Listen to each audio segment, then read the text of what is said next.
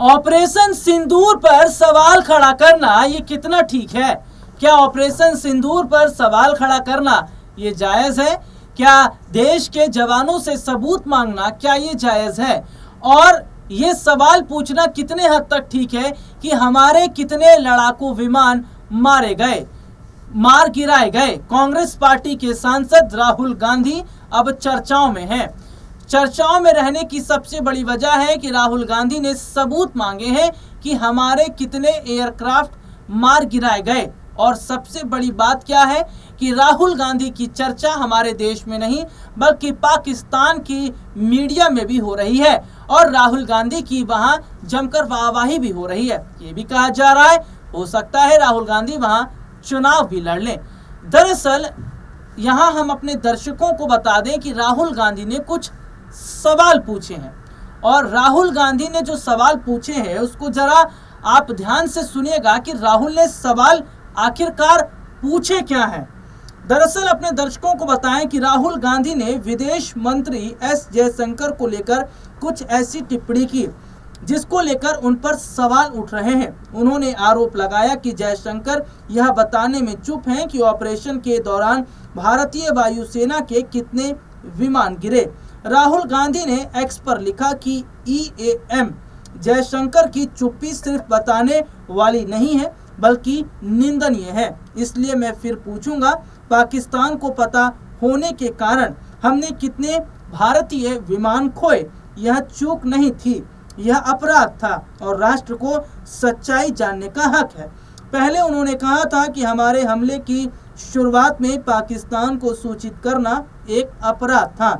EAM ने सार्वजनिक रूप से स्वीकार किया है कि GOI ने ऐसा किया, यानी कि गोई ने ऐसा किया। किसने अधिकृत किया?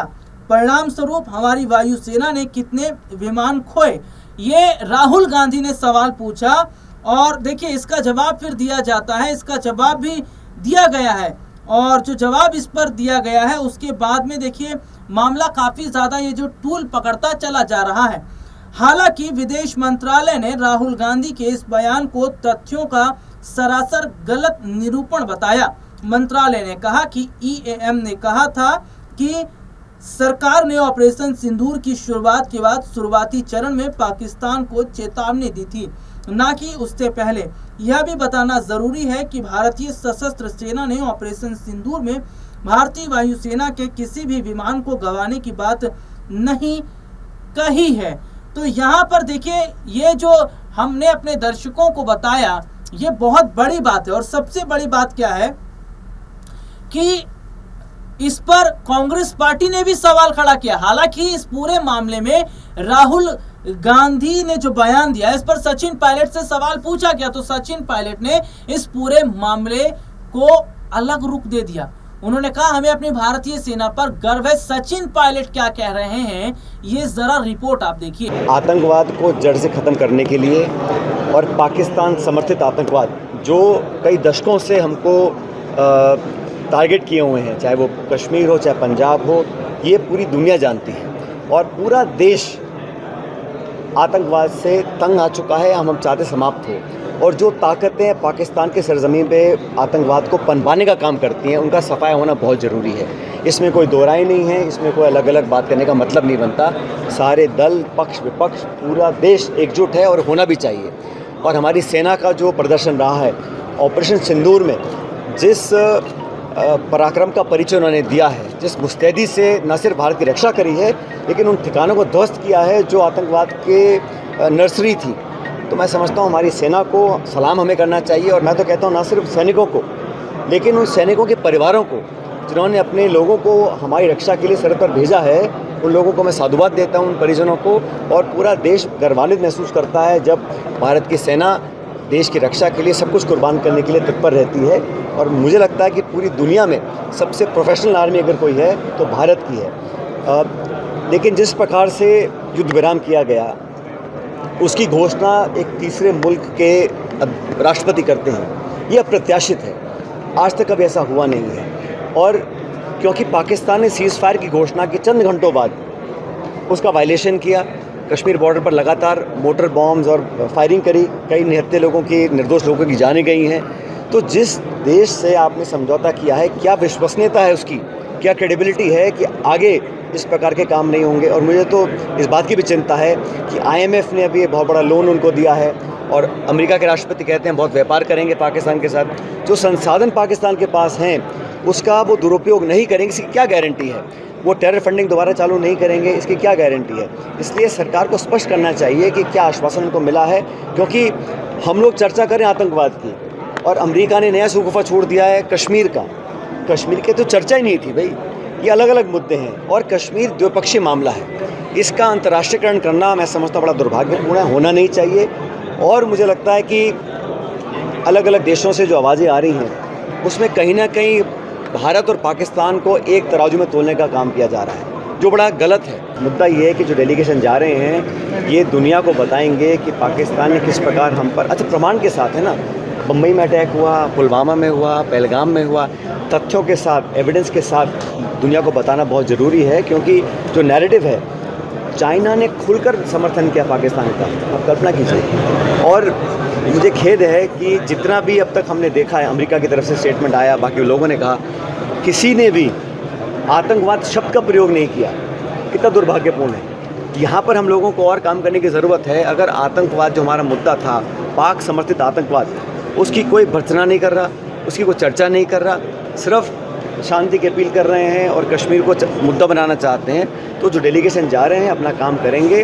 और कांग्रेस पार्टी ने हमेशा कहा है कि जो सार्थक कदम होंगे, जो भारत के हितों की रक्षा करने के लिए कदम उठाने हैं, उस पर कांग्रेस पार्टी हमेशा साथ रहेगी। इस मामले में जब सब कुछ स्पष्ट है, कोर्ट का आदेश आ चुका है, फिर जो माननीय स्पीकर महोदय हैं उस पर एक्शन क्यों नहीं ले रहे हैं। ये जो निष्पक्षता का प्रदर्शन होना चाहिए, चाहे वो बुढ़ाने जी का कार्यकाल हटाने की बात हो, कल हमारे अध्यक्ष गोविंद डोटासरा जी ने भी अपनी बात को रखा है, बिल्कुल सही कह रहे हैं कि इस प्रकार दो मापदंड नहीं हो सकते हैं। और कोर्ट का निर्णय है भाई, कोई पार्टी ने आरोप नहीं लगाया, कांग्रेस पार्टी ने, कोर्ट के निर्णय के बाद जो स्थापित मापदंड हैं उसके बावजूद भी आप इसको एक्शन नहीं ले रहे हैं, तो ये तो पक्षपातपूर्ण तरीका है। सरकार के दबाव में या पार्टी के दबाव में विधानसभा में काम हो रहा है, बिल्कुल गलत है, होना नहीं चाहिए। ये रिपोर्ट आपने देखी जिसमें विस्तार से हमने अपने दर्शकों को यहाँ पर दिखाया। हालांकि अपने दर्शकों को मैं बता दूं कि बीजेपी के जो नेता हैं उन्होंने भी राहुल गांधी पर जमकर निशाना साधा है। उन्होंने जमकर राहुल गांधी को घेरा है, चाहे वो संबित पात्रा हो, गौरव भाटिया। उन्होंने कहा कि राहुल गांधी आज पाकिस्तान की भाषा बोल रहे हैं। अब मैं अपने दर्शकों को बताऊं कि बीजेपी IT सेल के प्रमुख हैं अमित मालवीय, और अमित मालवीय जो है उन्होंने भी कुछ ट्वीट किए हैं और इसके अलावा उन्होंने राहुल गांधी पर निशाना साधा है। दरअसल अपने दर्शकों को यहाँ पर हम ये बता दें कि जो निशाना साधा गया है, दरअसल बीजेपी ने राहुल गांधी पर पलटवार करते हुए कहा कि राहुल गांधी पाकिस्तान और उसके आकाओं की भाषा बोल रहे हैं। बीजेपी IT सेल के चीफ अमित मालवीय ने कहा कि राहुल गांधी भारत से ये पूछ रहे हैं कि हमने कितने कितने जेट खो दिए, लेकिन अभी तक उन्होंने एक बार भी नहीं पूछा कि इस ऑपरेशन के दौरान भारतीय वायुसेना ने पाकिस्तान के कितने लड़ाकू विमान मार गिराए या पाकिस्तान के कितने लड़ाकू विमान हैंगर में ही खड़े खड़े तबाह हो गए।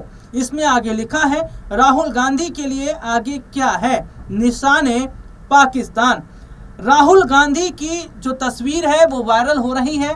ये तस्वीर आप देख भी सकते हैं, ये राहुल गांधी का पोस्टर है जिसमें क्या देखा जा रहा है, बीजेपी ने राहुल गांधी की एक तस्वीर भी शेयर की। इस तस्वीर में आधा चेहरा राहुल गांधी का तो आधा चेहरा पाकिस्तानी आर्मी चीफ असीम मुनीर का लगा है। बीजेपी का कहना है कि DGMO ब्रीफिंग में सब कुछ क्लियरली बता दिया गया है। विदेश मंत्री के बयान पर मिनिस्ट्री ऑफ एक्सटर्नल अफेयर ने स्पष्टता से सच्चाई बता दी है, तो फिर राहुल गांधी पाकिस्तान की भाषा क्यों बोल रहे हैं। दरअसल राहुल गांधी ने विदेश मंत्री के उस बयान को आधार बनाकर ऑपरेशन सिंदूर पर सवाल पूछे, जिसमें उन्होंने पाकिस्तान को वार्निंग देने वाली बात कही थी। तो ये देखिए सबसे बड़ी बात है कि जो स्थिति यहाँ पर हम देख रहे हैं, जिस पर काफी ज्यादा बवाल हो रहा है और ये कहा जा रहा है कि राहुल गांधी को पाकिस्तान चले जाना चाहिए। राहुल गांधी ने जो सवाल खड़ा किया देश की हमारी पूर्व जो प्रधानमंत्री इंदिरा गांधी के पोते ने देश के जवानों से जो सबूत मांगा है, ये शर्मिंदा करने वाला है। हालांकि इस पर पवन खेड़ा का भी एक बयान आया है। क्या कह रहे हैं पवन खेड़ा, ये रिपोर्ट आप देखिए। कि कैसे जयशंकर जी खुद प्रेस एजेंसीज को सामने बैठाकर और खुद बता रहे हैं कि हमने पाकिस्तान के आतंकी ठिकानों पर हमला करने से पहले पाकिस्तान को सूचित कर दिया था। अब यह सूचित करने का क्या मतलब होता है? इतना भरोसा है आपको आतंकियों पर कि आप सूचित कर देंगे और वो वहीं रहेंगे या वो चुपचाप बैठेंगे? ये भरोसा है आपको उन आतंकियों पे? रिश्ता क्या है आपका? कैसे आप बोल रहे हो उनको? क्यों बताया आपने उनको? और इसको आप क्या कूटनीति कहेंगे? ये डिप्लोमेट रहे हुए हैं। आज जो देश के विदेश मंत्री हैं, ये एक राजदूत रहे हुए हैं, आईएफएस ऑफिसर रहे हुए हैं। क्या इसको कूटनीति कहते हैं? माफ कीजिएगा, हमारी देहाती भाषा में इसको मुखबिरी कहते हैं, इसको कूटनीति नहीं कहते। ये मुखबिरी है, ये अपराध है, ये गद्दारी है। और उसके बाद लीपापोती पूरी कि मैंने ऐसा नहीं। अरे आपने तो खैर लीपापोती भी नहीं कि आपके विभाग से एक चिट्ठी आ गई कि ये ऐसा नहीं कहा। आपके मुंह से ये शब्द एक एक यहां मीडिया कर्मी बैठा है, देश के हर नागरिक ने, विश्व के हर नागरिक ने देखा आपने क्या बोला कि हमने पाकिस्तान को बता दिया था कि हम सिर्फ आतंकी ठिकानों पर हमला करने जा रहे हैं। अब बताइए, मुखबिरी नहीं है तो क्या है? और मुखबिरी का इतिहास लंबा है, अभी उस पर भी आऊंगा मैं। अब हम यह जानना चाहते हैं, क्या इसी मुखबिरी की वजह से अजहर मसूद जिंदा भाग गया? क्या इसी मुखबिरी की वजह से हाफिज सईद भाग गया? यह हुआ क्या? क्या देश को यह जानने का हक नहीं है कि आपने पहले ही सूचित करके अजहर मसूद को बचाया? ये वही अजहर मसूद है जिसको पहले भी बचाया गया था। कंधार में जब IC 814 को हम छुड़वाने गए थे, तब इसी अजहर मसूद को हम जाकर उनको सुपुर्द करके आए थे। ये दूसरी बार बचाने की साजिश क्यों हो रही? क्यों बचाया गया अजहर मसूद को? कारण बताइए। ये जो बयान है विदेश मंत्री का बहुत संवेदनशील है। आतंकी ठिकाने, इस बयान के बाद पाकिस्तान ने उन ठिकानों का क्या किया होगा, खाली किए होंगे, नहीं किए होंगे, ये तो अजहर मसूद जिंदा है उसी से मालूम पड़ जाता है। और कितने आतंकी जिंदा बच के भाग गए होंगे, ये चिंता और ये सवाल हम सबके मन में है। We are right in being concerned and being worried about the future, the safety of our country. If we have forewarned Pakistan, then obviously most of the terrorists like Azhar Masood, like Hafiz Saeed would have escaped. Why did we allow that? That's a question, that's a concern which every single Indian faces today. And the minister and the prime minister must open their mouth and come out clean.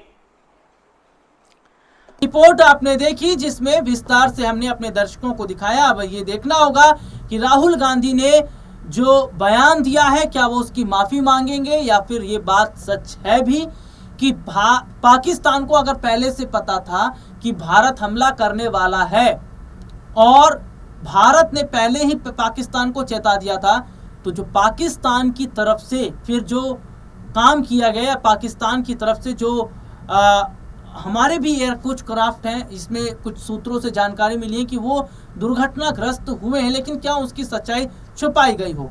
लेकिन सबसे बड़ी बात यह है कि अगर हम बात करें अपने देश के जवानों की, अपने देश की सेना की, अपने देश की, तो हमें गर्व है, हमें अपने देश पर, हमें अपने देश के जवानों पर गर्व है, हमें गर्व है इंडियन आर्मी पर, एयरफोर्स पर, हमें गर्व है कि हमारे देश की सेना इतनी मजबूत है कि वो पलक झपकते ही दुश्मनों के परकच्चों को उड़ा देती है।